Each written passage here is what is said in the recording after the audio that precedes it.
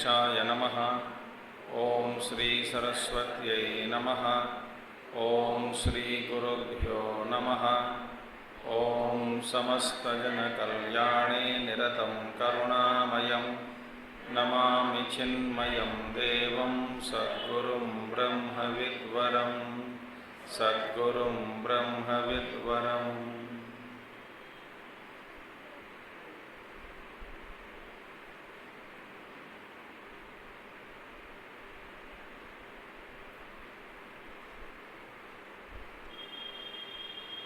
ओम व्यासं वसिष्ठनप्तारं शक्तेः पौत्रमकल्मषं पराशरात्मजं वन्दे शुकतातं तपोनिधिं।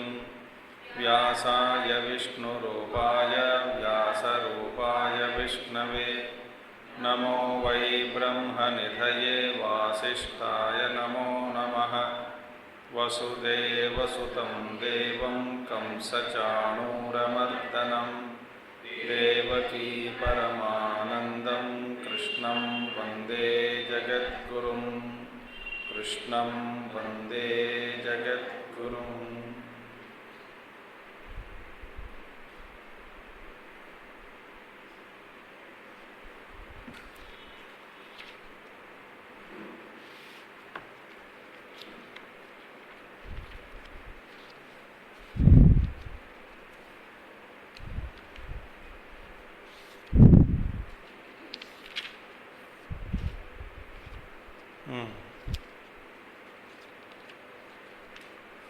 स्थित श्री अर्जुन उवाच स्थितप्रज्ञस्य का भाषा समाधिस्तस्य केशव स्थितधि किं प्रभाषेत किमासीत व्रजेत किं। श्रीभगवानुवाच प्रजहाति यदा कामान् सर्वान् पार्थमनोगतान् आत्मन्येवात्मना तुष्टः स्थितप्रज्ञस्तदोच्यते। दुःखेष्वनुद्विग्नमनाः सुखेषु विगतस्पृहः वीतरागभयक्रोधः स्थितधीर्मुनिरुच्यते। यः सर्वत्रानभिस्नेहः तत्तत्प्राप्य शुभाशुभं नाभिनन्दति न द्वेष्टि तस्य प्रज्ञा प्रतिष्ठिता। तो यहाँ तक हमने देखा है कि कल का विषय क्या था? दुखेषु अनुद्विग्नमनाः। दुख में मन को या अपने आप को दुखी नहीं बनाना और सुख में अपने आप को सुखी मत बनाओ, ठीक है। और एकदम अंतःकरण से राग भय और क्रोध हट गया। और जब ये सारे चीज़ जब हट जाते हैं अंतःकरण से, एकदम मन स्थित प्रज्ञ हो जाता है। इसके बाद हमने देखा कि भगवान कहते हैं सर्वत्र अनभिस्नेह। स्थितप्रज्ञ का लक्षण क्या है? और एक लक्षण, सबसे स्नेह करते हैं मगर अनभिस्नेह, किसी के साथ नहीं करता। अनभिस्नेह का मतलब क्या है? कि गोंद बनकर मत रहो। अच्छा, और जब शुभ और अशुभ का जो प्राप्त जीवन में जो मिलते रहते हैं हमको, कभी शुभ कभी अशुभ, तब शुभ प्राप्त होने पर अभिनंदन नहीं करता और अशुभ का द्वेष भी नहीं करता।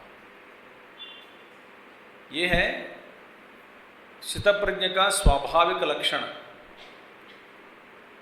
और भगवान कहते हैं जब तुम भी ऐसा प्रैक्टिस करोगे, अभ्यास करोगे, तब तुम भी स्थितप्रज्ञ बनोगे।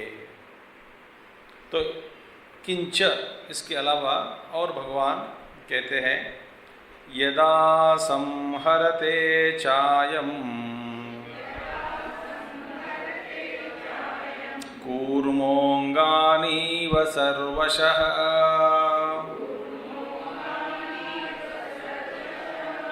इन्द्रियाणीन्द्रियार्थेभ्यः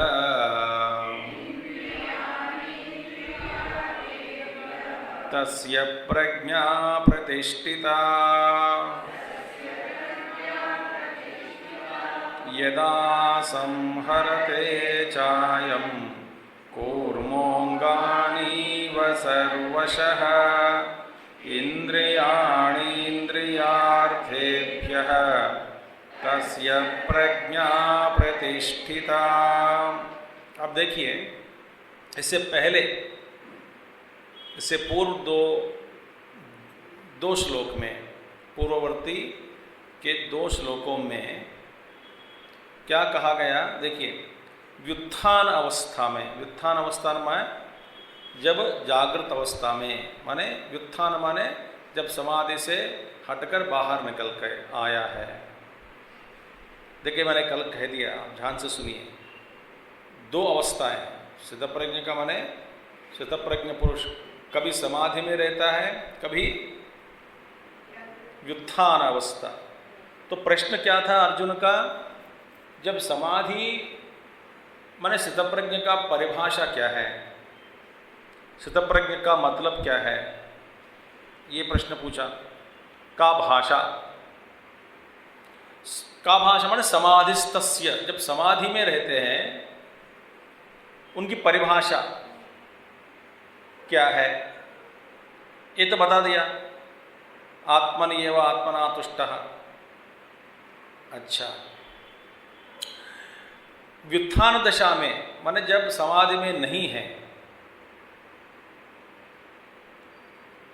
माने लोक में व्यवहार करते समय, विचरण करते समय, चरते समय, घूमते समय, फिरते समय, तब उनकी दशा के बारे में इससे पहले के 2 श्लोक में महात्मा लोग बताते हैं। व्युत्थित अवस्था में, व्युत्थित अवस्था माने व्यवहार में, स्थितप्रज्ञ की क्या है? तामस वृत्ति का अभाव बिल्कुल नहीं रहता, माने अभाव हो जाता है तामस वृत्ति का अभाव होने से। और दूसरी वृत्तियां माने तमोगुण वृत्ति तो नहीं है व्युत्थान में भी, और बाकी जो दूसरी वृत्तियां हैं, अनेक प्रकार की वृत्तियां, माने रजोगुण में माने वो तो रजोगुणी नहीं है, मगर व्यवहार में इसका प्रदर्शन करते रहते हैं। अच्छा, तो और इस श्लोक में ये कहा जा रहा है कि जब फिर दोबारा माने व्यवहार करने के बाद फिर वापस समाधि में लौट जाता है। हाँ, तो जब लौटने के बाद माने व्यवहार में कैसा है और किस समय किस तरह से वो अपने आप को, सभी इंद्रियों को, मन को माने अपने व्यवहार से निवृत्त हो जाता है, ये तो बड़े इनका कड़ा है, कड़ा। देखिए, ये तो एक बड़ी कला है कि जब चाहे तब निवृत्त हो जाता है। तो इस बात को दिखाने के लिए ये अगला श्लोक कहा जा रहा है। तो यहाँ पे तो भगवान कहते हैं, देखिए, यदा, एक उदाहरण के रूप में ये कहा जा रहा है कि सुनो कि ये स्थितप्रज्ञ पुरुष जो है, वे महात्मा लोग हैं, वो घूमते रहते हैं, फिरते रहते हैं। जब उनको मन में ये लगा कि ये ठीक नहीं है, अभी हम निवृत्त हो जाए, तो तुरंत निवृत्त हो जाते हैं।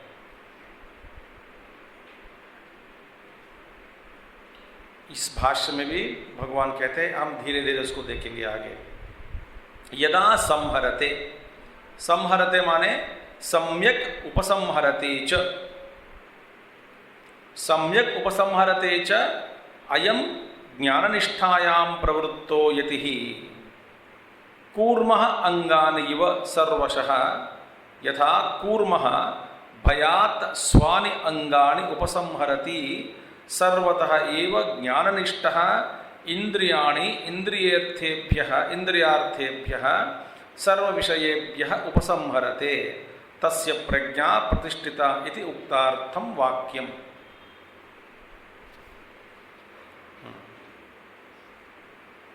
देखिए, यदा, पहले बात है कि यदा, जब, जिस समय, सम्यक उपसंहरते।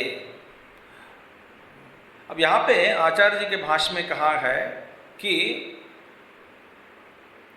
भयात, जैसे कूर्म, कछुआ, एक कछुआ है। एक कछुआ का लक्षण क्या है? जिस तरह से कछुआ अपने सारे अंगों को, कितने अंग, 4 पैर, मुख भी बाहर है और पूंछ भी बाहर है, 6 है, 6। और कछुआ जिस तरह सारे अपने अंगों को निवृत्त कर देता, निवृत्त माने संकुचित करना, माने अपने में समेट लेना। ये कैसे होगा?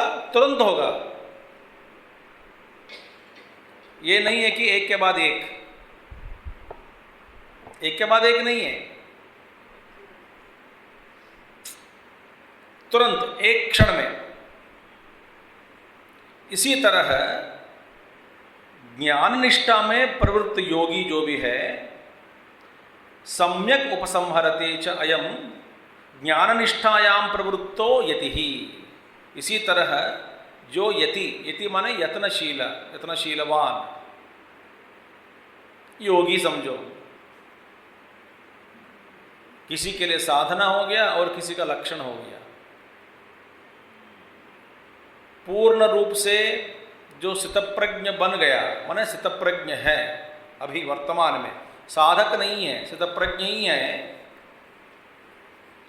तो जब चाहे वो अपने इच्छानुसार अपने सारे इंद्रियों को, मन को अपने भीतर समेट लेना, बाह्य प्रपंच से, बाह्य विषय वस्तुओं से निवृत्त होना एक संकल्प मात्र से ही, तो ये तो इनका लक्षण या स्वभाव हो जाता है। जैसे कि मैं कहीं कुछ महीने पहले आपको एक उदाहरण दिया था गुरुदेव के बारे में,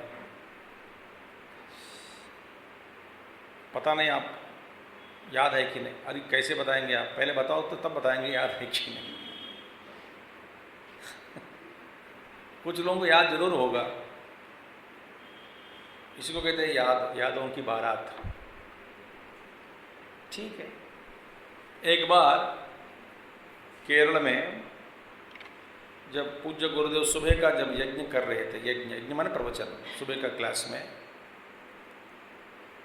प्रवचन में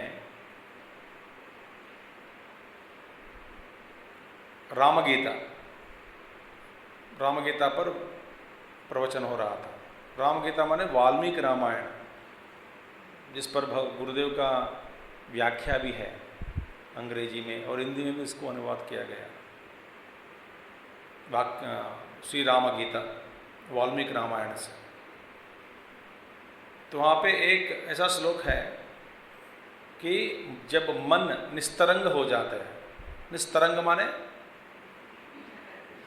बिना अचल उचल कुचल कुछ भी नहीं है, तरंग बिना माने एकदम स्थिर। मन स्थिर होना का मतलब क्या है? एक वृत्ति का उदय भी नहीं होता। वृत्ति माने थॉट, संकल्प के रूप में या विकल्प के रूप में जब मन में किसी भी प्रकार का कोई क्षोभ नहीं है, विक्षोभ नहीं है, तो मन को इस तरह से बनाओ करके उपदेश वहां पे दिया जा रहा है। तो अचल वारधि,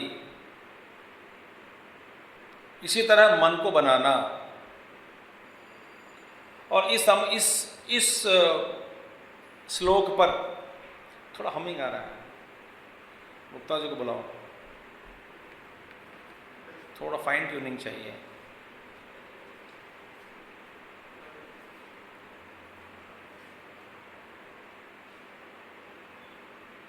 तो इस पर व्याख्यान करते समय, प्रवचन देते समय गुरुदेव का मतलब यही था कि सभी को ये बताइए। एक हमिंग आ रही है, थोड़ा सा आवाज का। तो अभिप्राय यही था कि देखिए, जो सुन रहे हैं सुबह सुबह, अब खास करके मुझे पता नहीं आप कितने लोग सुबह का प्रवचन अटेंड किए होंगे गुरुदेव के उपनिषदों पर। तब सुबह का गुरुदेव का रूप, गुरुदेव का व्यवहार, उनका बोलने का शैली, बोलने की शैली, ढंग और गंभीरता देखने लायक है। बड़े गंभीर रूप से रहते थे। तो उस समय वो कहते थे कि देखिए, आप अपने मन को समझाओ कि शांत हो जाओ। माने एक संकल्प से ही सारी वृत्तियों को नियंत्रण करना और एकदम सारे वृत्तियों को विलीन करना, एकदम मन को शांत करना, दबाना नहीं, सप्रेशन नहीं है ये।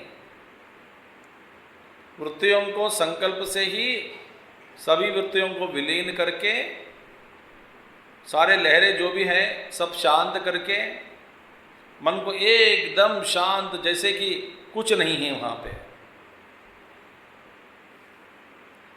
ऐसा करना है, ऐसा कराना है, या बोल के अपने आप को, अपने मन को समझाते हुए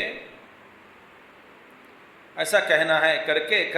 बोलते समय गुरुदेव ने कहा, you must tell your mind and control the mind, say halt. Halt मतलब रुको, शांत हो जाओ। ऐसा अपने मन से गुरुदेव ने अपना मन को एक ऑर्डर पेश किया, आज्ञा। तो उनका मन शांत हो गया और वो समाधि में चले गए प्रवचन में। तो हाथ ऐसा था तो ऐसे रुक गया हाथ, आंख बंद किए हुए हैं और वो कह रहे थे हाल्ट, और हाल्ट कर दिया तो अब कुछ है ही नहीं, सब एक निश्चेष्ट हो गया।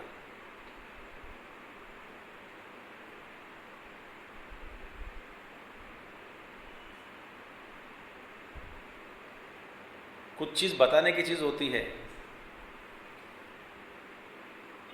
मगर वहां पे गुरुदेव सही में अपना मन को शांत, एकदम शांत कर दिया, वो समाधिस्थ हो गए। तो फिर 15 मिनट के बाद फिर आंख खोल के बोले कि never mind, I made a mistake, करके फिर प्रवचन शुरू किया। वे है सतप्रज्ञा। कूर्मोंगानी व सर्वशः।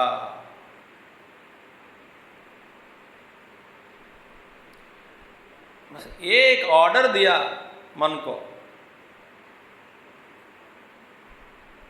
चुप हो जाओ, तो आज्ञाकारी। तो जिनका वो तो लक्षण हो गया, वे सुसप्रज्ञ है। और उसके और जाने वाले जो योगी है, देखिए, ज्ञान निष्ठायाम प्रवृत्तः यति ही। यति माने प्रयत्न करने वाला, प्रवृत्त होकर, तो उस मार्ग पर चलने वाला। ऐसा चलने वाला जब सभी प्रकार की इंद्रियों के, माने ग्राह्य विषयों को, देखिए इंद्रियाणि इंद्रियेभ्यः, हम देखेंगे धीरे धीरे, सारे जो भी पदार्थ है, शब्द स्पर्श रूप रस गंध इत्यादि, सारे अपने इंद्रियों को इस समूह से, इंद्रिय समूह से, इंद्रिय माने यहाँ पे इंद्रियार्थेभ्यः, इंद्रियार्थी माने विषय वस्तुओं से, विषय वस्तुओं के समूह से, समूह, देखिए समूह, यहाँ पे होलसेल की चर्चा हो रही है, रिटेल की बात नहीं है। समूह से एकदम निवृत्त होकर निवृत्त किया तो वे है स्थितप्रज्ञ, या तो उसमें जब कर सकते हैं तो भी बने हुए स्थितप्रज्ञ। उदाहरण क्या है? कूर्म अंगानिव सर्वशः, सभी ओर से कछुआ जैसे। तो यहाँ पे थोड़ा सोचने की बात है, विचार करने की बात है। यथा कूर्म भयात, आचार्य जी कहते हैं भय से, गुरुदेव उदाहरण दिया करते थे कि वहाँ पे कछुआ जा रही है तो एक कण, रेणु का कण छोड़ दो, उस हवा से एकदम कछुआ क्या करेगी? जैसे मर गए, जैसे अंदर एकदम निवृत्त होकर बस आप कुछ भी नहीं कर सकते हैं।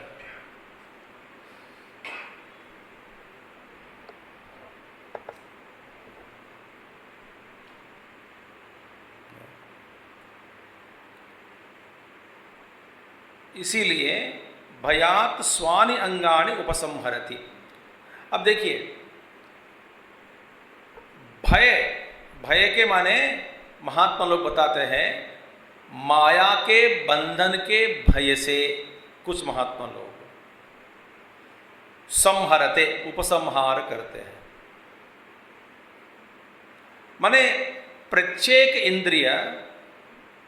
इंद्रिय से जो जो विषय का ग्रहण होता है ना, हर एक इंद्रिय के द्वारा एक एक विषय का ग्रहण होता है, और उस विषय से माने उस इंद्रिय को, तत्संबंधित इंद्रियों को, माने सभी इंद्रिय ग्राह्य विषयों से भय के कारण, क्या भय है? साधक है ये, है ना? यति ही ना ज्ञान निष्ठायाम प्रवृत्तः। देखिए, जो ज्ञान निष्ठा में, ज्ञान निष्ठा की प्राप्ति के लिए प्रवृत्त होकर जो साधना कर रहे हैं, उनके मन में ये भय है। साधक को सब भय माने यहाँ पे सावधानी। इसलिए एक महात्मा जी ने कहा कि सावधानी का नाम ही साधना है।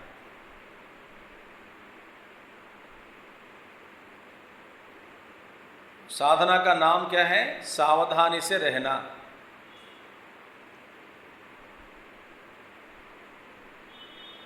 सावधानी से रहना।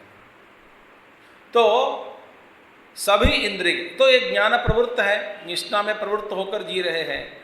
इनके मन में क्या भय है कि रागादि रूप दोष के, जो भी है रागादि रूप दोष के द्वारा, माने राग द्वेष के द्वारा विषय में आसक्ति, विषय वस्तुओं में आसक्ति होने का संभावना है, और उस आसक्ति के कारण समाधि अभ्यास में विघ्नों का उत्पन्न होने का संभावना। इस प्रकार भय से इंद्रियाणि इंद्रियेर्थभ्यः उपसंहरते। इस प्रकार के भय से सारे इंद्रियों को, शब्द माने आंख, नाक, ये सब सारे इंद्रिय, 5 इंद्रिय, ज्ञानेन्द्रिय 5 और कर्मेंद्रिय, अपने अपने इंद्रियार्थेभ्य, अपने अपने इंद्रिय विषय वस्तुओं से निवृत्त हो जाता है। भय से माने, भय के कारण माने जब कहीं ना कहीं फंसना नहीं चाहिए। भय माने यहाँ का मतलब क्या है? भय माने सावधानी से रहने से कारण, सावधानी के साथ रहता है, इसी के कारण। मैं आपको एक उदाहरण देता हूं, सरल उदाहरण। जैसे कि आपको, जैसे घूम रहे इधर उधर नंगे पैर, ऐसे कल्पना करो कुछ भी, अनजान में आप एक आग के कण पर पैर डाल दिया। जैसे कि आग का स्पर्श आपके पैर के साथ जब होता है, अब तुरंत निवृत्त होता है कि नहीं? पैर हटा देता है कि नहीं? ये स्वाभाविक है, ये साधना है? बस क्यों स्वाभाविक है? क्योंकि आप ये जानते हैं कि आग के साथ संपर्क में आने से मेरा पैर जल जाएगा, मेरा नुकसान होगा। अच्छा, अब देखिए, अब आप एनेस्थीसिया लेकर घूम रहे हैं और लगता भी नहीं पैर को क्या हो रहा है, कोई दवा पी के कुछ चल रहे हैं, तो स्पर्श नहीं होता। स्पर्श नहीं होगा फिर भी आग जलाता कि नहीं? जलाता कि नहीं? देखिए, माने हम असावधानी के रहने से, इसका कारण क्या है, हमको ये पता नहीं लग रहा है कि विषय वस्तुओं का, जो विषय वस्तुओं के साथ संपर्क में आने से क्या क्या नुकसान होता है। अब उस समय हमारी सावधानी नहीं है, नहीं बनी वहाँ पे। मगर जब जो चढ़ा हुआ नशा उतरने के बाद जब हम देखते हैं कि सारे अंग अंग ही भस्म हो गया, जल गया, हाथ जल गया या पैर जल गया, क्यों भाई? बाद में पता चला।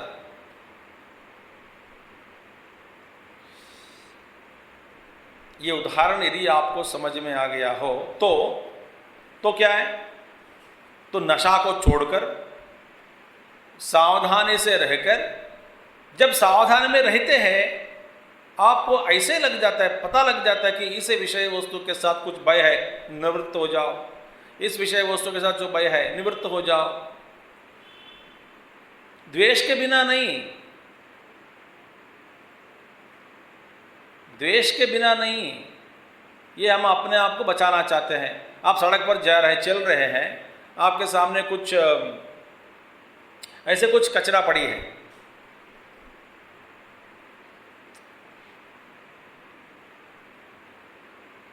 किसी का मल पड़ा है और आप देख रहे हैं, तो चलते समय सावधानी से चल रहे हैं, उसको देखा, देखने के बाद आप होश में हैं, इसके कारण आप क्या करेंगे, हटकर चले जाते हैं कि नहीं? बस जाने के बाद कोई भी बेवकूफ़ ऐसा होता है क्या, उस पर थोड़ा सोच लगा के ये क्या है, कैसा किया, क्यों किया, ऐसा क्यों, चल गया बस। वो तो स्वाभाविक है, माने हमने देखा, सावधानी में रहा और सावधानी से देखा और उसको मैंने देखा, हट गया, हटकर चला गया आगे। इस पर खास करके सोचना ये बेकार है। हम ऐसा रोज करते हैं कि नहीं बताओ? गड्ढा पड़ी है तो गड्ढा को देखा, सावधानी से नहीं रहा तो गिर जाएंगे गड्ढे में। मैं समय ले रहा हूं आपको इस पर जानबूझकर। ऐसा मत सोचना कि ये सारे गीता नहीं पढ़ा होगा, आज एक ही श्लोक को खींच रहे हैं।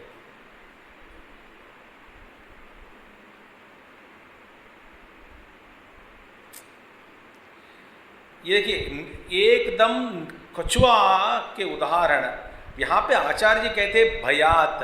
आप पूछोगे भय के कारण से क्यों निवृत्त हुआ, माने शतप्रज्ञ भय से रहते हैं क्या? नहीं। फिर किसके बारे में कहा गया यहाँ पे? ज्ञान निष्ठायाम प्रवृत्तो यति के बारे में बात कर रहे हैं। यति ही, यति माने साधन करने वाला, वो सावधानी से रहता है। इसमें क्या डर है? कहीं ना कहीं फंस गए तो फिर मुश्किल है निकलना, अपने आप को निकालना मुश्किल है इस भय से। तो भय का नाम क्या है? साधक का भय माने सावधानी। इसलिए मैंने ये सारे पर बताया। यहाँ पे नहीं तो आपको यहाँ पे भाष्य में कहा है कि जैसे कछुआ भय के साथ निवृत्त हो जाता, इसी तरह माने भय के कारण।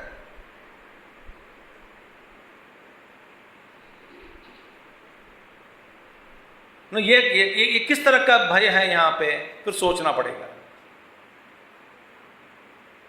तो इसीलिए इंद्रियेभ्यः उपसंहरते। संहरते का मतलब क्या है? सम्यक प्रकार से, माने अत्यंत दृढ़ रूप से।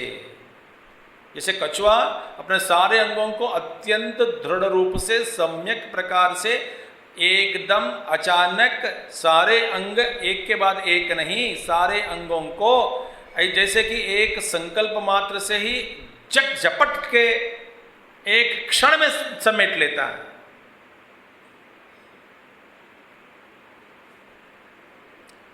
सुनने के लिए आता है कि विवेकानंद, स्वामी विवेकानंद जी के बारे में, कि जब वो प्रवचन कर रहे थे कि एक वुमेन स्त्री, तो वो बोली थी कि स्वामी जी आपको देखकर बहुत बड़ा सुंदर लग रहे हैं, मैं आपको आलिंगन करना चाहती हूँ। स्वामी जी ने बोला कि करो, करके बस निश्चेष्ट हो गया, समाधि में चले गए। वो डर गए देख करके, नमस्कार करके चले गए। माने जब चाहे पत्थर जैसा हो गया। माने आप थोड़ी आश्चर्य की बात है कि देखिए कितना नियंत्रण की प्राप्ति, नियंत्रण मिला उनको, कंट्रोल। संकल्प से ही मन को, इंद्रियों को, सबको एकदम अचानक अंदर खींचकर ब्रह्म में स्थापित कर दिया। मैंने अपने आप में विलीन हो गया, वो खुद ब्रह्म में स्थापना करके ब्रह्मभूत अहम ब्रह्मास्मि करके बैठ गया। मैंने आपको पहले दिन बताया, यूं मत समझना कि ये तो सब बातें की बातें हैं, कुछ लोगों के लिए होता है, सबके लिए नहीं होता, ये तो महात्मा लोगों का लक्षण है, हम कहाँ हैं, न तो हाँ बस पता नहीं कहीं किसने देखा ये सब। मैंने कहा कम से कम तारीफ करना सीखो।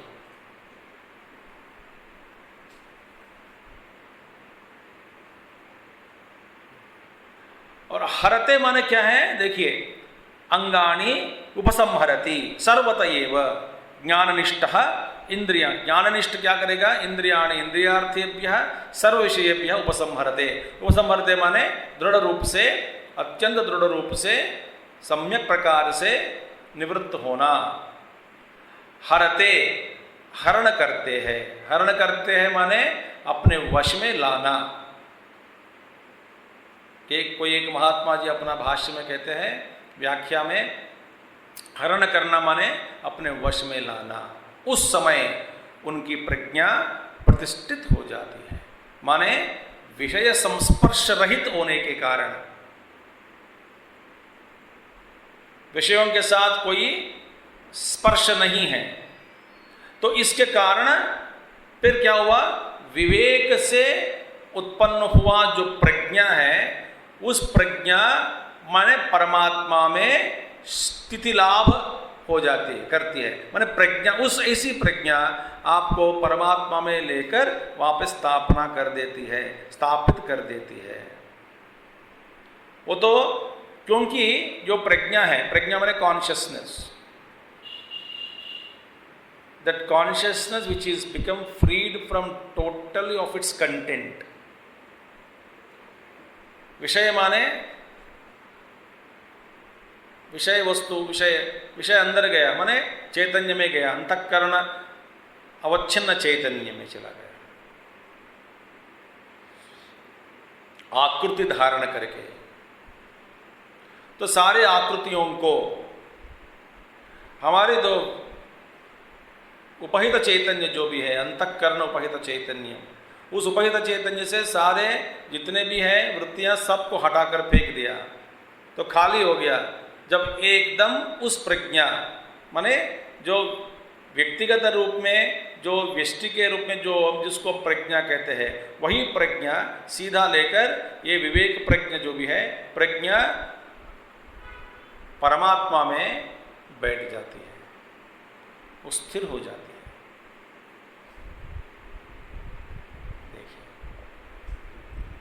सो ये है इस श्लोक का अर्थ। बस इतना तो काफी है, और बहुत सारी चीज है। तो इसका मतलब आनंदगिरी महात्मा जी कहते हैं कि विषय विमुखता का अभ्यास करना पड़ेगा। बस माने क्या करना चाहिए, विषयों से विमुख होना, इसका अभ्यास करना ही पड़ेगा। ये तो स्थितप्रज्ञ के लिए स्वभाव है। और दूसरा उदाहरण एक महात्मा जी कह देते हैं, जैसे कि मछली नदी के, बड़ी तालाब या नदी है, बड़ी मछली है, वो बड़ी मछली कहाँ से यहाँ पे भी खेल सकती है और उस पार भी खेल सकती है, यहाँ पे भी रहती है, उधर भी रहती है। वो बड़ी मछली है, छोटे छोटे मछली है वहीं घूमते रहते हैं, ज़्यादा दूर नहीं जाएगी अंदर। ये बड़ी मछली है जब चाहिए व्युत्थान दिशा में व्यवहार करो, ना तो आप निवृत्त होकर समाधि में बैठ जाओ।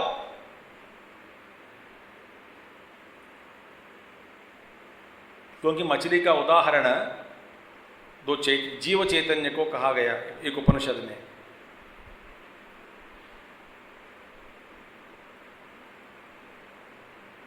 अब वो तो अभी अंदर जाना बहुत मुश्किल है। जैसे मछली व्यवहार करती है, इसी जीव चैतन्य जीव एक जागृत अवस्था, स्वप्न अवस्था, मछली जैसे व्यवहार कर रहे हैं, पानी में तैर रहे हैं।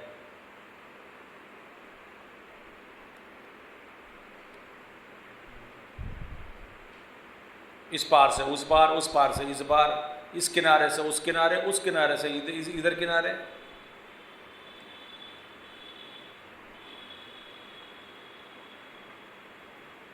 अभी कहाँ पर है हम? जागृत अवस्था में। मैं तो हूँ, आपके बारे में मुझे नहीं मालूम। मैं तो जागृत अवस्था में हूँ।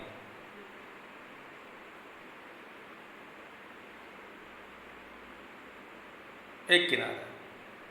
तो इसी तरह स्थित प्रज्ञा कूर्मोंगानि व सर्वश, माने अचानक एकदम संकल्प मात्र से ही बिना कष्ट,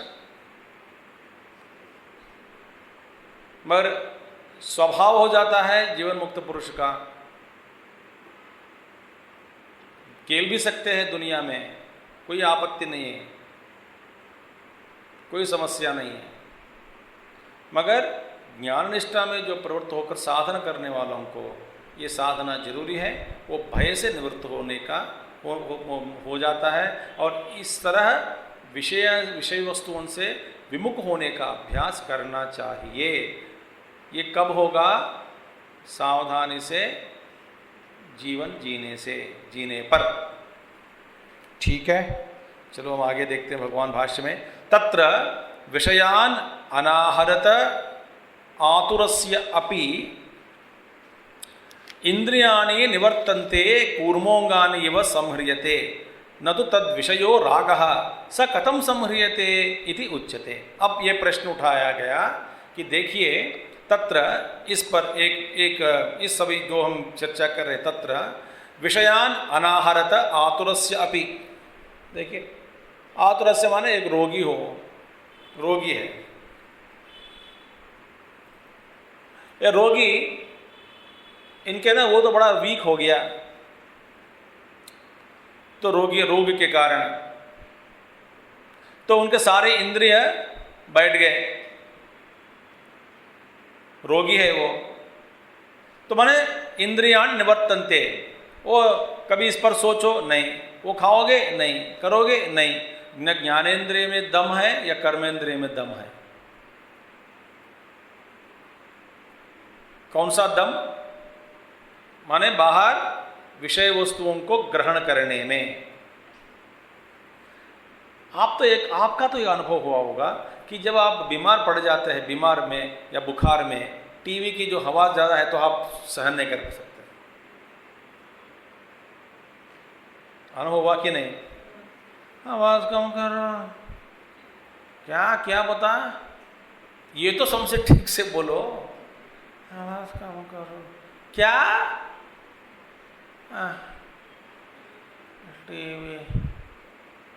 टीवी का आवाज़। अब तेरे आवाज़ को क्या हुआ?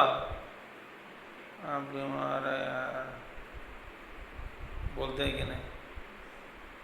सुन, इंद्रिय में दम नहीं है। खाने में खा नहीं सकते, अंदर है खाना है करके। और खास करके जब बीमार पड़ जाते घर वाले अच्छे बना के खाते रहते। मुझे ये पता नहीं लगता कि ये ऐसे ही घटना घट जाती है या नहीं तो जानबूझकर करते हैं। मगर मैंने बचपन में देखा, जब मैं बुखार आ जाता उसी समय घर में अच्छे बनते रहते हैं। मैं सोचता था कि ये क्या है, ये मेरे लिए खास करके भगवान ने ऐसा रुलाने के लिए कर रहे हैं या ऐसे ही हो जाता है या घर वाले जानबूझकर कर रहे हैं क्या? और हमको बोलते हैं कि तुम बीमार से तुम बाहर आ जाओगे ना, तो ठीक होने के बाद फिर तुम्हारे लिए फिर बनाओगे। तो कभी नहीं होता, तो मैं भी भूल जाता हूँ।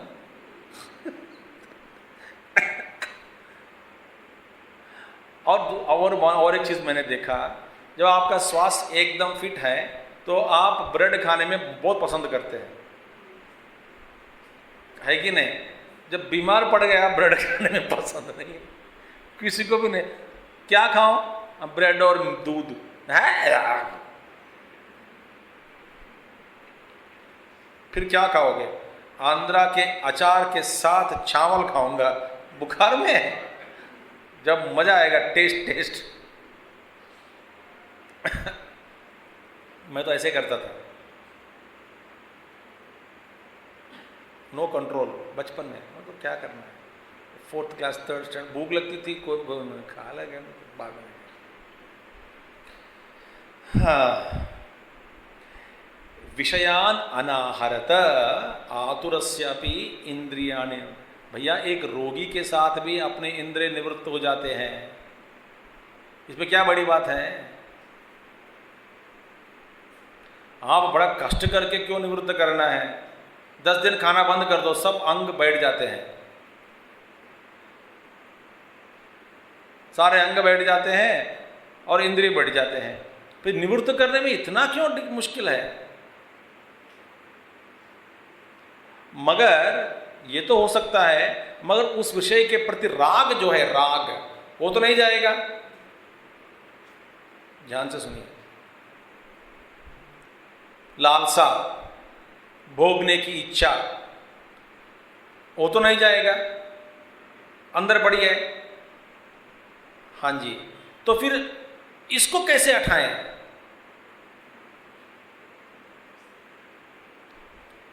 जरूर मैं बताता हूँ, बस सीधी बात है। आप पसंद नहीं करते ऐसा उदाहरण, मगर फिर भी ऐसे उदाहरण चुन चुन कर बोलने में मुझे मजा आता है। उपवास के दिन आप यूं समझो कि बड़े कष्ट करके सारा दिन उपवास किया, समझो, माने बिना कुछ खाए पिए, कुछ पानी से जिए। फिर अगला दिन, पहले दिन से आप मन में तैयारी करते हैं कि अगला दिन क्या बनाना है। क्यों? आज कल उपवास का दिन था, आज ठीक से खाना है। ये क्या नियम है मुझे पता नहीं लगता। माने टेस्ट जो है वो तो नहीं जाएगा।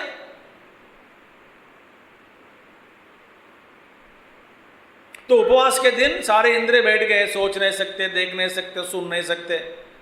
2 दिन उपवास, 3 दिन उपवास किया, एकदम शांत हो गया। तब फिर मैं पूछूंगा कि मन शांत है? एकदम शांत है। क्यों? रोगी है। मगर टेस्ट जो है ना वो नहीं जाएगा। अब भगवान बताते हैं कि 2 तरह के जो है, एक है कि निवृत्त हो गया इंद्रियां, एक बात है। मगर वो तो चले जाते हैं, इंद्रिय निवृत्त हो जाते हैं, मगर रस जो है, टेस्ट जो है, वो तो छोड़ता नहीं आदमी से। ये बढ़िया इंपॉर्टेंट श्लोक है स्थितप्रज्ञ लक्षण। विषया विनिवर्तन्ते निराहारस्य देहिनः रसवर्जं रसोऽप्यस्य परं दृष्ट्वा निवर्तते। विषया विनिवर्तन्ते निराहारस्य देहिनः रसवर्जं रसोऽप्यस्य परं दृष्ट्वा निवर्तते। यद्यपि विषय उपलक्षितानि विषय शब्दवाच्यानि इंद्रियाणि अथवा विषया एव, मन इंद्रियों का यद्यपि, तो ठीक है, बोल विषय उपलक्षितानि विषय शब्दवाच्यानि इंद्रियाणि। यहाँ पे विषय उपलक्षितानि माने उसको उपलक्षण क्या है? विषय, विषय माने इसका उपलक्षण, या विषय शब्दवाच्यानि, विषय शब्द का वाच्य अर्थ माने क्या है? यहाँ पे इंद्रियाणि अथवा विषया।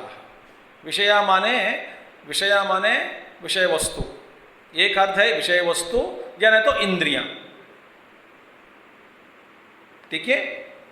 उपलक्षितानि विषय शब्दवाच्यानि इंद्रियाणि।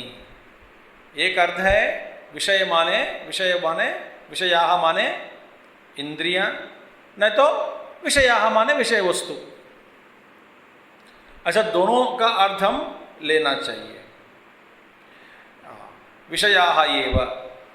अच्छा, यद्यपि निराहारस्य अनाक्रियमाण विषयस्य कष्टे तपसि स्थितस्य मूर्खस्य अपि विनिवर्तन्ते देहिनः देहवतः रसवर्ज्यं रसः रागो विषयेषु यः तं वर्जयित्वा। रस शब्द बाद में देखेंगे। अब देखिए, निराहारस्य माने अनाक्रियमाण विषयस्य, अनाक्रियमाण विषय माने जो विषय वस्तुओं से विमुख होकर बैठा है, विषयों से विमुख होना माने उसका विषय वस्तुओं का अनुभव जो स्वीकार नहीं कर रहे हैं, विमुख हो गया उससे। अच्छा, कब होगा? कष्टे तपसी माने बड़े कष्ट से, तपस्या में कष्ट करके, सितस्य मूर्खस्य अपि, जो मूर्ख है माने अत्यंत कष्ट से, माने दबाकर बल से, बल प्रयोग करके अपने इंद्रियों को दबाकर जो रखा,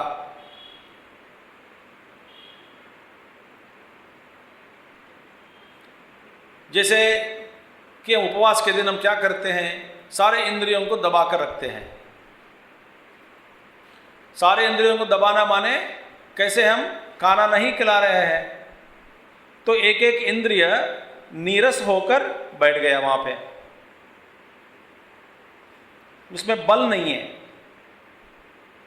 सो आंख में देखने का सामर्थ्य, कान में सुनने का सामर्थ्य, तो सामर्थ्य का विनाश हम कर लिया, उसको हम क्या कह रहे हैं? तपस्वी। बड़े कष्ट से, बड़ा कष्ट है क्योंकि सामने भोग है और हम मना कर रहे हैं। अब लोग तारीफ भी करते हैं कि बड़ा विल कंट्रोल है, पावरफुल है, ये है वो है।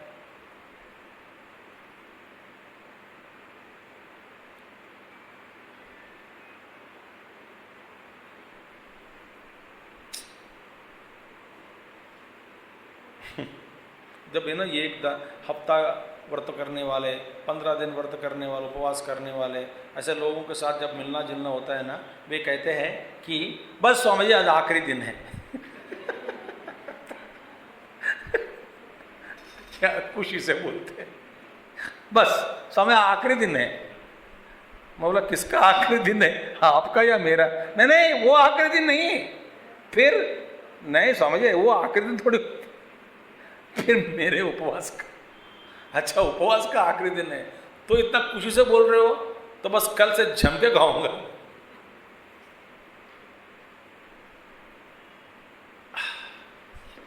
उसको कहते हैं मूर्ख, मूर्खस्य अपि माने कष्ट में पड़कर तपस्या, बड़े कष्ट से तपस्या करके बैठ गया जो, मैं नहीं खाऊंगा, आज मेरा व्रत है, मैं नहीं खाऊंगा। बस यही उदाहरण मैं बार बार ले रहा हूं क्योंकि इससे ज़्यादा तपस्या हमने जीवन में कहीं नहीं आया, कि किया भी नहीं। समझ में आएगा आपको बात? मैं ऐसा ये उदाहरण नहीं दे सकता हूँ, आप 2 घंटे शीर्षासन पर बैठने गया, 2 घंटे शीर्षासन, पागल है? या 5 घंटे पद्मासन बैठकर तपस्या किया, पद्मासन में 5 घंटे। तो ऐसे इस तरह का उदाहरण मैं दे नहीं सकता हूं। उपवास तो सब लोग करते हैं, चाहे जरूरी हो या न हो, ये बड़ा फैशन हो गया। मेरा व्रत है, मेरा व्रत है। और कुछ लोग बोलते हैं स्वामी जी आपका भी व्रत है क्या? बोले मेरा कोई व्रत नहीं है, आज मेरा सोमवार है, आज मेरा मंगलवार है, आज मेरा बुधवार है, आज मेरा गुरुवार है, आज मेरा शुक्रवार है, आज मेरा शनिवार है, आज मेरा भानुवार है, आज संडे है, आज ये नहीं खाऊंगा, वो नहीं खाऊंगा, ये खाऊंगा। और सारा दिन यही चिंता, आज गुरुवार है नहीं खाना, आज गुरुवार नहीं खाना, आज गुरुवार है नहीं खाना, आज गुरुवार है नहीं खाना, आज गुरुवार है नहीं खाना, आज गुरुवार है नहीं खाना, आज गुरुवार है नहीं खाना। जाते जाते आपको किसी दुकान में कुछ दिख गए तो आज गुरुवार है नहीं खाना, आज गुरुवार है नहीं खाना, आज गुरुवार है नहीं खाना। फिर मन में अंदर से वो बोलेगा, जो बैठा हुआ बोलता है कि देखिए कल तक ये आइटम नहीं रहेगा।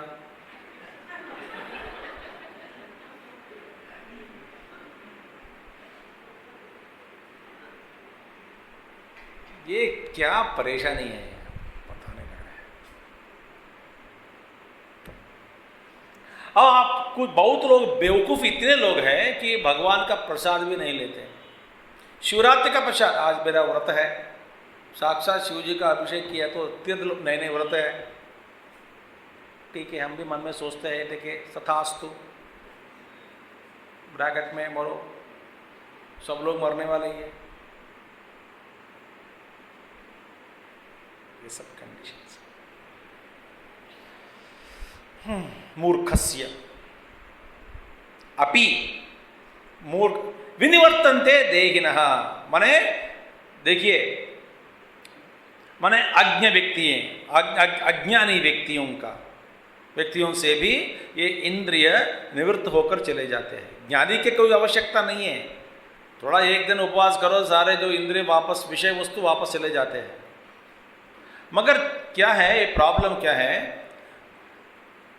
वो जाते समय, मैं आपको एक बड़ा जैसे कि यूं कल्पना करो कि एक रूप या नहीं तो एक स्वादिष्ट भोजन आपके सामने उपस्थित हो गया, किसने लाके रख दिया, स्वादिष्ट भोजन, और जिसमें आपने नजर डाला प्लेट पर, अब सारे आइटम जो भी है आप सब उसको पसंद करते हैं। अच्छा, जीभ को पकड़ के रख सकते हैं, मगर नाक को, मैं इसका स्वाद नहीं लूंगा करके नाक बंद करके कितने देर बैठोगे? और वो जो लाया वो आपके लिए इंतजार कर रहे कि इनमें कितने तपस्या है देखते हैं करके, हाथ मोड़कर खड़े रहकर देख रहे कि आप खाएंगे कि नहीं, आपने नहीं। और घ्राणेन्द्रिय माने नाक के द्वारा उसका जो स्वाद है वो तो चले जा रहा है। अब क्या करेंगे आप? तब आप बड़े कष्ट से, मुश्किल से आप कहोगे कि नहीं भैया नहीं, हटा दो यहां से, हटा दो यहां से, मुझे नहीं चाहिए, हटा दो हटा दो। अब चिल्लाने लगे, वो तो ठीक है, फिर पागल होते जा रहे हैं करके आप उन्होंने प्लेट लेके दूर चला गया। मगर जब जो भोग्य वस्तु स्वादिष्ट भोजन के रूप में आपको दर्शन देकर छोड़ते समय रसवर्जम माने उसका जो रसवर्जम माने रस है उसको छोड़कर चले जाते हैं विषय वस्तु, दाल जाएगा वापस, मगर दाल का स्वाद है वो छोड़कर चले जाते हैं। रसवर्जम, वर्जम माने वर्जयित्वा। प्लेट में कड़ी है, कड़ी थी, अभी चले गए ना, कड़ी थी, कड़ी तो चले गए, मगर कड़ी का जो स्वाद है, रस है, उसका रस वो जाते जाते समय, ये लो मेरे निशान मैं आपके पास छोड़कर जा रहा हूं करके वो कड़ी क्या करेगा? चलो एक रसवर्जम माने रसम वर्जयित्वा निवर्तन्ते विनिवर्तन्ते, चलो तो जाते हैं वापस, विषय वस्तु चले जाते हैं, मगर जाते समय उसका जो रस है उस छोड़कर चले जाते हैं। यही है। देखिए, विषयाः निराहारस्य देहिनः, जो निराहारी है, देहिन का मतलब बताते हैं आचार्य शंकर, देहिनः देहवतः देहवान, तो उनके लिए निराहारी देही जो भी है, तो विषयाः विषय वस्तु निराहारी देही से, जो खाना नहीं खा रहे है, रोगी है या नहीं तो कष्ट में बैठे हैं, तपस्या कर रहे हैं, रोगी है, कोई भी हो, तो उनसे ये विषय वस्तु निराहारी देहिनः, उनसे ये सारे विषय वस्तु विनिवर्तन्ते, माने मोड़कर चले जाओ, तो चले तो जाते हैं, मगर जाते समय कैसे जाते हैं, कैसे विनिवर्तन्ते, रसवर्जम विनिवर्तन्ते, उसका रस को छोड़कर चले जाते हैं वापस। देखिए, तो रसवर्जम उसके साथ जाना चाहिए। न निराहारस्य देहिनः विषयाः विनिवर्तन्ते, कैसे विनिवर्तन्ते, रसवर्जम विनिवर्तन्ते, रस को छोड़कर चले जाते हैं। इसका अन्वय मैं कह रहा हूं,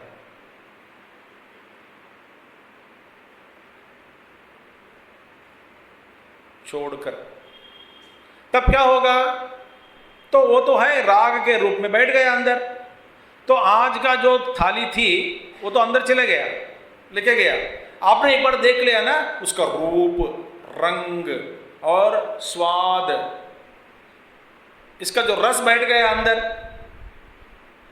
और फिर हम जल्दी में हैं व्रत तोड़ने का।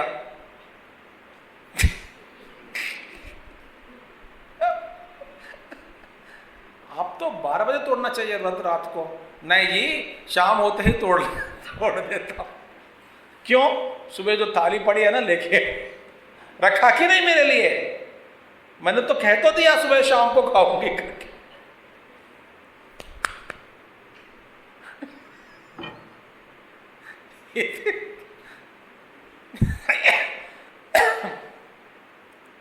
मैं ऐसा कुछ अभ्यास करके मैं आपको एक्सपेरिमेंट करके बता रहा हूं आपको, मैं बताऊं आपको, किसी भी घर में आप जब चले जाते हैं ना, किसी कारण किचन के अंदर या ना तो डाइनिंग टेबल के पास चला गया, हमारी आदत क्या है, ढक्कन खोल के देखना अंदर क्या। कुछ लोगों का ये आदत है कि अच्छा आपके घर में क्या बना है, तो खाने वाला है, ऐसे नहीं ऐसे देख रहा हूं, तो देखो, ढक्कन खोल के बंद करके चले जाते हैं ना, रसवर्जम रसवर्जम। वो जाके बोलेगा कि उनके घर पे गया, उन्होंने ये लोग बिरयानी बनाया, तुम भी बनाओ, देखने के बाद मुझे याद आया क्या, बिरयानी, तो तुम भी बनाओ आज। ऐसा होता है कि नहीं बताओ।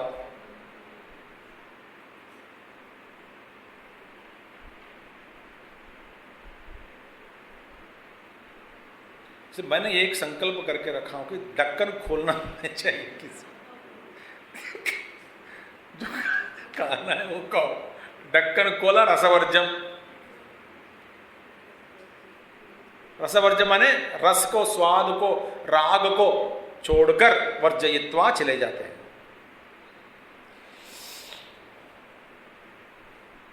खोलकर नहीं देखना चाहिए।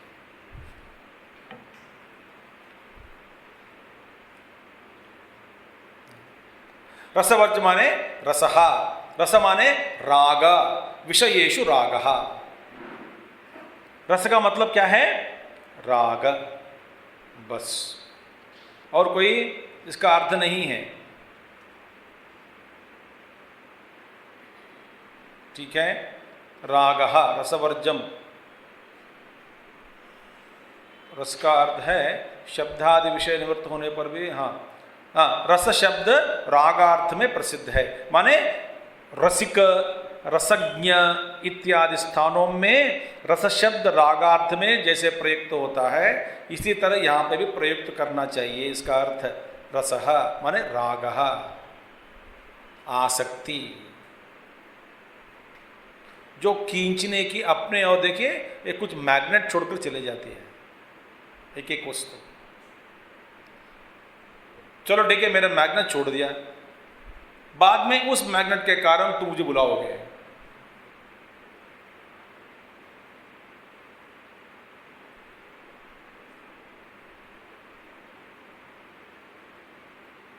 रसवर्जम, रस को छोड़कर चले जाते हैं, विनिवर्तन्ते तम वर्जयित्वा। रस शब्दो रागो प्रसिद्धः, स्वरसेन प्रवृत्तो रसिको रसज्ञः इत्यादि दर्शनार्थ। रसज्ञ माने गुणग्राहक, गुणज्ञ, गुणज्ञ, गुणग्राहक, रसज्ञ। स्वरसेन, स्वरसेन माने अपने ही रस से, रस का माने स्वरसेन प्रवृत्तः, अपने जो भीतर राग के कारण, आसक्ति के कारण, उसी से प्रवृत्त हो जाता है आदमी। आपका रस है सुनने का, इसलिए आ गया। तो स्वरसेन प्रवृत्तः, आप सभी लोग यहां पर पहुंच गए। अत्र आगतवन्तः, आप सब लोग यहां आ गए। किस लिए आए? स्वरसेन प्रयुक्तः।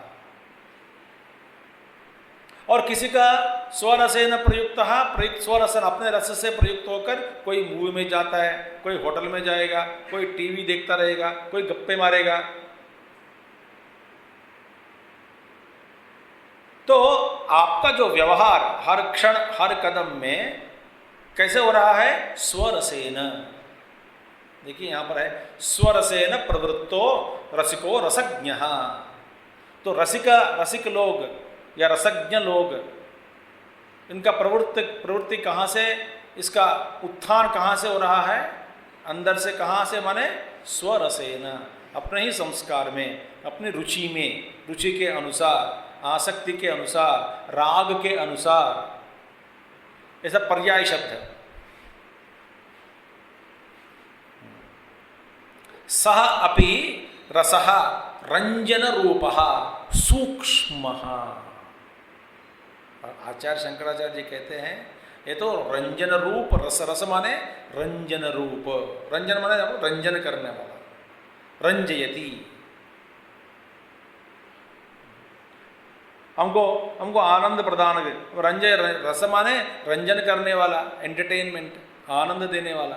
कैसे आनंद? विषय वस्तुओं के साथ जो भोगने से जो मिलता है आनंद, उस आनंद से, उस आनंद को, विषय वस्तु को भोगने से जो आनंद मिलता है, वो आनंद आपके हृदय में स्मृति के रूप में बैठने के कारण उस स्मृति को बार बार याद दिलाते हुए आपको फिर उसी विषय वस्तु के प्रति प्रवृत्त करने का जो कार्यक्रम है, जो प्रोग्राम है, समझ में आ गया बात? तो उसको रस, तो उसी के ओर बार बार जाने वाला वो हो गया रसज्ञ, और वो रंजन करने वाला, रंजन। और ये कहाँ है? सूक्ष्म। क्योंकि गुरुदेव एक उदाहरण दिया करते थे कि देखिए आप एक सेंट को ले लो, सेंट, अत्तर, बड़े महंगी वाले ले लो। और गुरुदेव तो एक अच्छी तरह उदाहरण, एक you are opening the bottle of the perfume, so costly, and he used to give a big scene create there वहाँ पे। You cannot miss that dialogue and the scenery which he creates a platform. And my uncle, as usual, and एकदम हो जाते हैं, he brought me costliest perfume.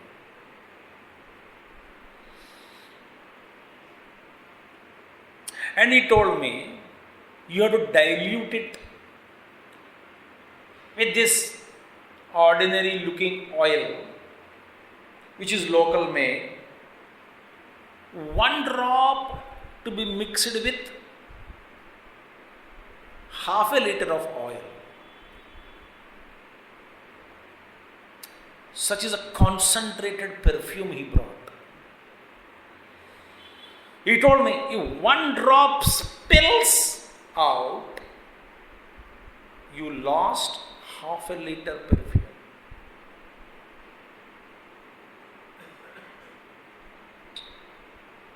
So I'm very careful, but I am not so expert. So when I was opening the perfume bottle, a small one, by mistake, 1 drop has fell on my finger. Though I tried to put it back again, I could not. After completing my work, whenever my index finger goes nearer to the nose, the smell is there. I wash my hand, still the smell is there. So even though I cleaned my finger of entire perfume, rasavarjam, that perfume has left a mark on me in the form of smell, which you cannot see, but it is subtle in the form of smell. That won't go so easily.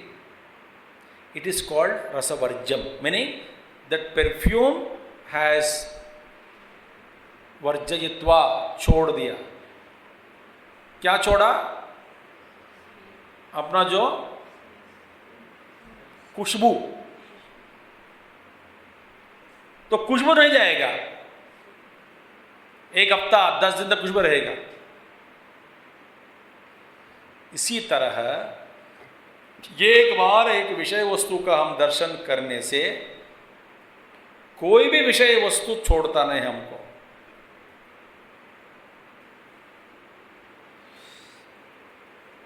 एक बार प्रेम से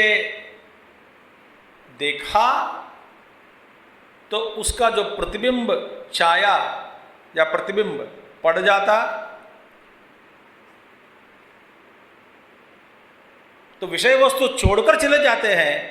मगर रसवर्जम, रस को छोड़कर विषय वस्तु चले जाते हैं, मोड़कर चले जाते हैं. इसलिए भगवान कहते हैं कि देखिए, रंजन रूपः सूक्ष्मः, ये दिखता नहीं, सूक्ष्म है. इसीलिए मैं आपको और आगे बताऊंगा. यतेः परम परमार्थ तत्वं ब्रह्म दृष्ट्वा उपलभ्य अहमेव तद इति वर्तमानस्य निवर्तते निर्बीजं विषय विज्ञानं संपद्यते इत्यर्थः. निर्बीज. अब देखिए कि भैया ये ऐसा क्यों हो रहा है? क्योंकि विषय वस्तु रस छोड़कर, उसको अपना रस को छोड़कर चला गया. फिर इससे कैसे मुक्ति मिलेगी? मैंने जो रस को छोड़ दिया वो क्या है? आसक्ति के रूप में, उसी को राग कहते हैं. राग माने फिर दोबारा उसका अनुभव करने का संकल्प. ध्यान से सुनिए. अच्छा, ये राग कहाँ पर है? अभी देखिए, राग को हटाना चाहिए. कैसे हटेगा राग? राग का भूमिका क्या है? राग का भूमिका है, इसकी भूमिका क्या है? द्वैत. तो जहां पे द्वैत है वहां राग या द्वेष होगा ही होगा. तो जब परमात्मा का ज्ञान हुआ तो होने के बाद तो फिर द्वैत का अनुभव करना पूरा बंद ही हो जाएगा. माने हम हर जगह परमात्मा का ही हम दर्शन करते रहते हैं. हर वस्तु में, हर विषय में, हर चीज में, इन सब के रूप में वही परमात्मा प्रकाशित हो रहा है. इसी का प्रकाश है, इन्हीं का रूप है, इन्हीं का रंग है. ऐसा करके परमात्मा से भिन्न किसी वस्तु का अनुभव होना नहीं होगा. तो तब हर जगह परमात्मा का ही रूप हम देखते हैं. परम दृष्ट्वा निवर्तते.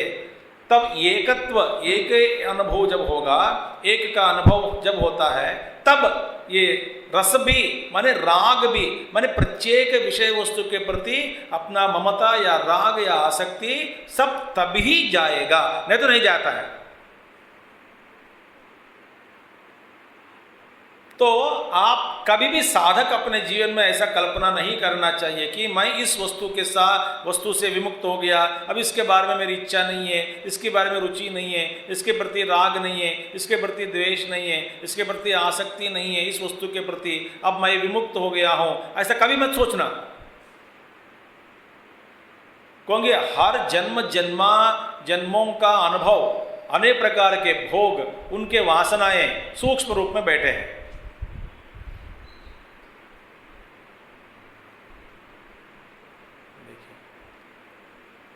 यतेः परम परमार्थ तत्व ब्रह्म दृष्ट्वा. तो परमार्थ तत्व ब्रह्म को देखने के बाद उपलभ्य कैसा? अहमेव तद इति वर्तमानस्य माने दृढ़ भावस्य प्रवृत्तस्य वर्तमानस्य दृढ़ भावेन दृढ़ रूप से जिसका ये अनुभव हो गया हो कि मैं ही वह परमात्मा तत्व हूं, ऐसा जिसका अनुभव हुआ हो, तब उसके मन में या उनके अनुभव के अनुसार उसमें द्वैत का द्वैत का अभाव होने से, माने द्वैत अनुभव नहीं होगा, तो द्वैत नहीं रहने से हर जगह परमात्मा को ही देखता है, तब ही ये रस भी छोड़कर चला जाता है। तब तक रस तो नहीं छोड़ेगा। रस माने आसक्ति, रस माने राग, रस माने भोगने की इच्छा, सूक्ष्म रूप में रंजन रूपहा। हाँ,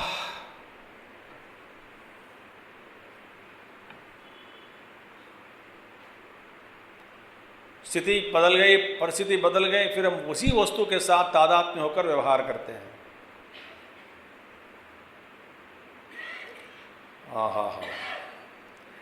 माने तद इति वर्तमानस्य निवर्तते व निर्बीजम विषय विज्ञानम संपद्यते इत्यर्थः। वहां पे निर्बीज विषय विज्ञान, विषय विज्ञान निर्बीज हो जाता। निर्बीज हो जाता माने विषय विज्ञान का जो बीज, रस रूप में कोई बीज नहीं है, क्योंकि अद्वैत अनुभव, सर्वत्र एक ही परमात्मा का ही अनुभव।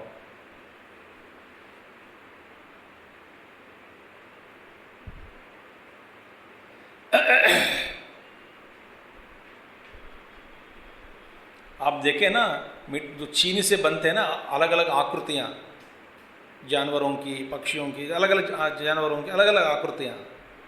आप बच्चे को लेकर जाओ दुकान में,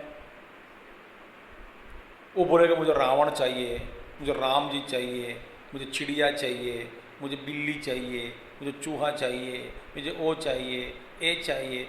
एक एक प्रत्येक आकृति के प्रति उनका बड़ा राग होता है कि नहीं?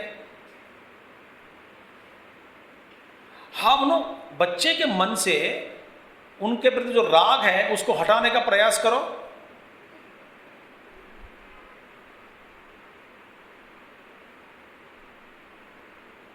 नहीं होता। तो आप कहोगे यार क्या पड़ेगा, और ढूंढ ढूंढ के निकलेगा शेर का है, शेर है क्या, वो बोता में बड़ा सारे पड़े हैं, बोलता है कि कहीं होगा शेर, पर मुझे पता नहीं, दुकान वाला बोलता है, तो ढूंढो। वो पापा बोल क्या फर्क पड़ता है बेटा, सब चीनी है, चीनी का ही रूप है ये सब, सर्वम शुगरमयम, क्या फर्क पड़ेगा तेरे को, कोई भी ले ले। नहीं, ढूंढो शेर को।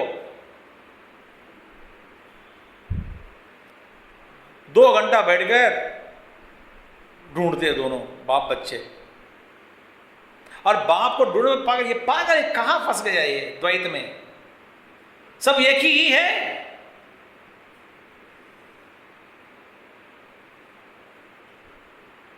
मैं आपको और पागल बनाना नहीं चाहता हूं,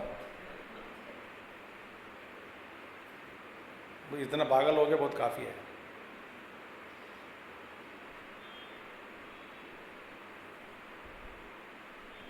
जब प्रयोजन सिद्ध हो गया तो फिर आकृतियों में क्यों फंसना है?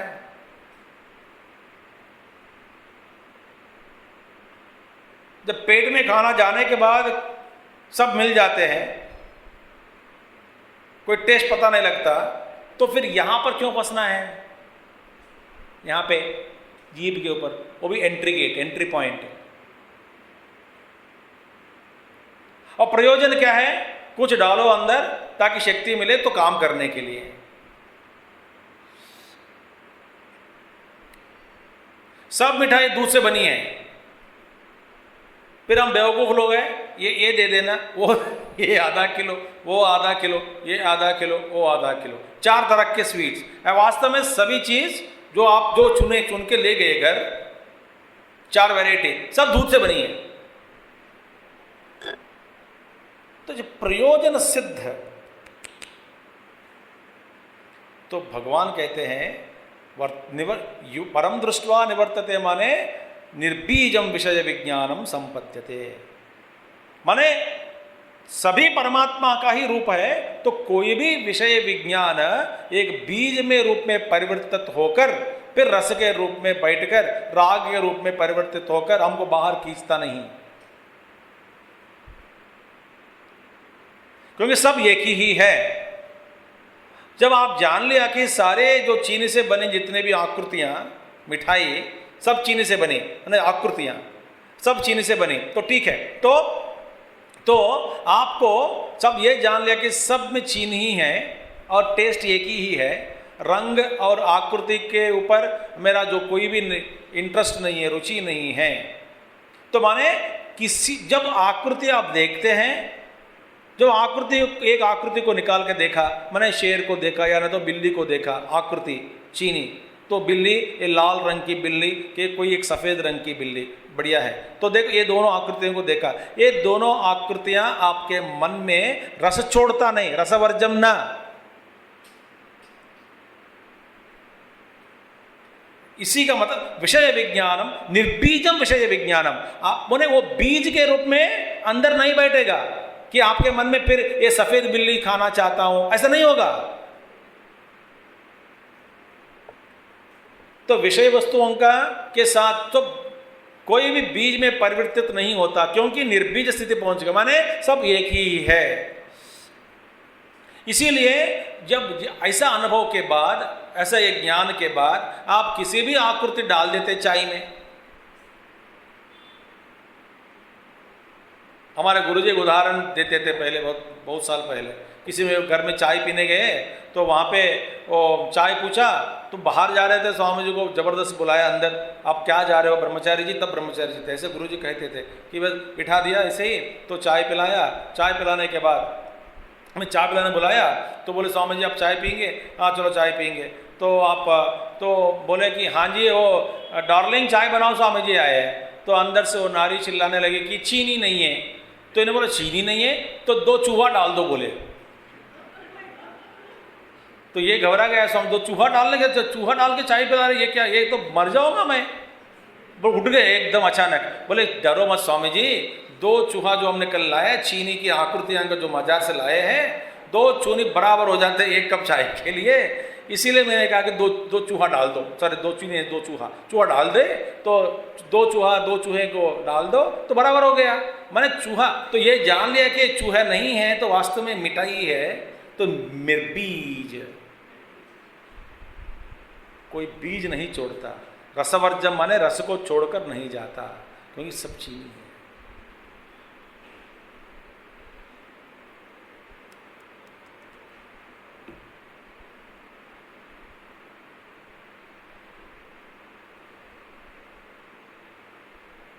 बड़ा मोह है, हम किसी से मिला नहीं मिला, एक्चुअली मिलना भी भ्रम है और उनसे दूर होना भी भ्रम है। वास्तव में मांडुक्य उपनिषद के अनुसार कुछ भी नहीं हो रहा है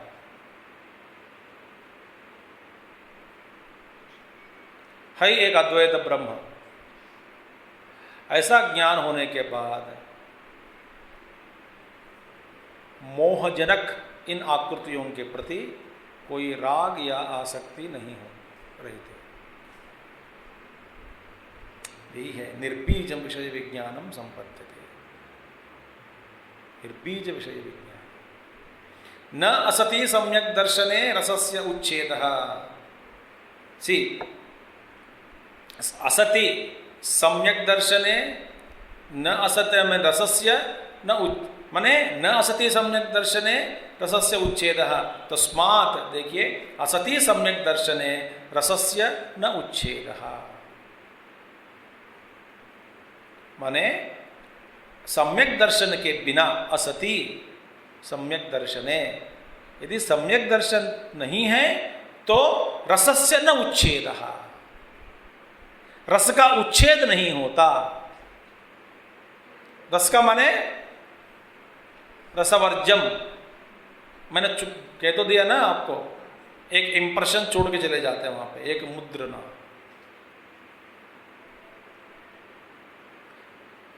कोई भी विषय वस्तु छोड़कर जाते समय, हर चीज हर एक विषय वस्तु छोड़कर जाते समय अपना एक निशान छोड़कर चले जाते हैं। जैसे कि हम लोग क्या करते हैं, कुछ लोग किसी व्यक्ति के साथ मिले, लौटते समय अपना विजिटिंग कार्ड छोड़कर चले जाते हैं कि नहीं, चलो आप रखिएगा, नहीं आपको मेरे कुछ कोई जरूरत नहीं, नहीं कभी काम आएगा तो।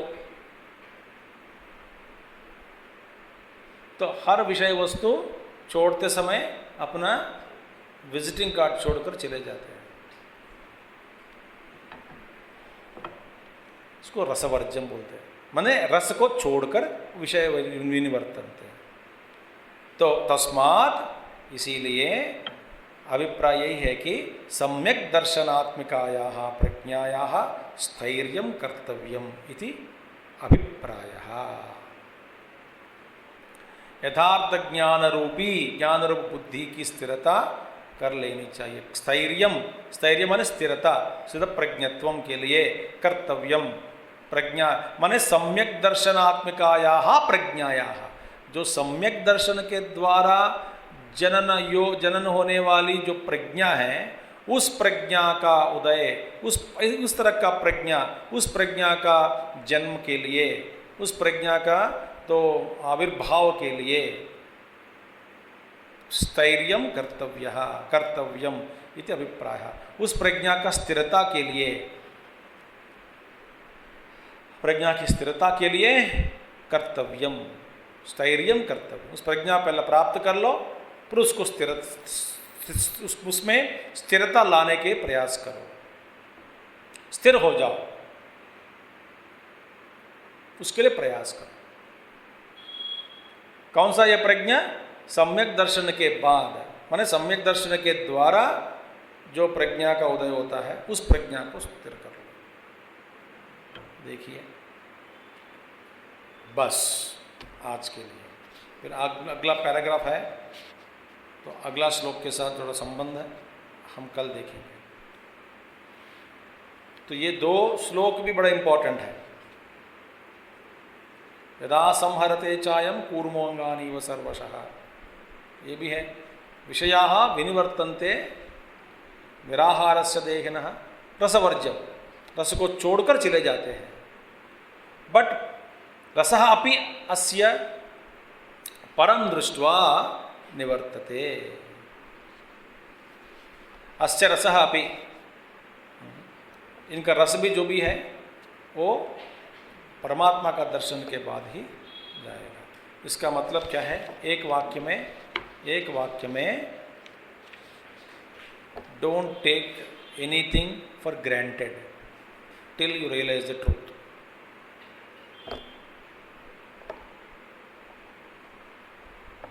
ठीक है?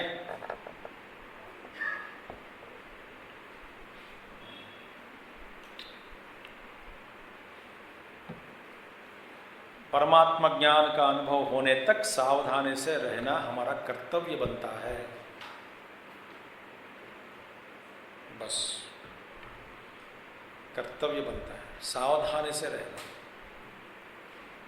क्योंकि रस तो है ही अंदर।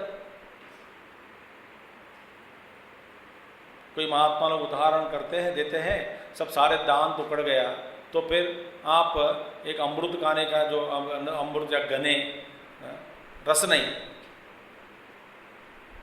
खेती से उखाड़ के एक खाने का जो मन में इच्छा नहीं होती, तो दांत ही नहीं है, मगर अंदर तो बैठा है। अगले जन्म में ऐसा जन्म लूँगा कि मजबूत दांत से जन्म लेकर जन्म, और कहाँ लोगे जन्म? गन्ने के ही मैदान में, माने वहाँ पे खेती में, और वही जन्म लोग लेके सारा जीवन खाता रहूँगा। तो रस तो है। ठीक है? ओम पूर्णमदः पूर्णमिदं पूर्णात् पूर्णमुदच्यते पूर्णस्य पूर्णमादाय पूर्णमेवावशिष्यते। ओम शांति शांति शांति। हरि ओम। श्री गुरुभ्यो नमः। हरि ओम। सद्गुरुनाथ महाराज की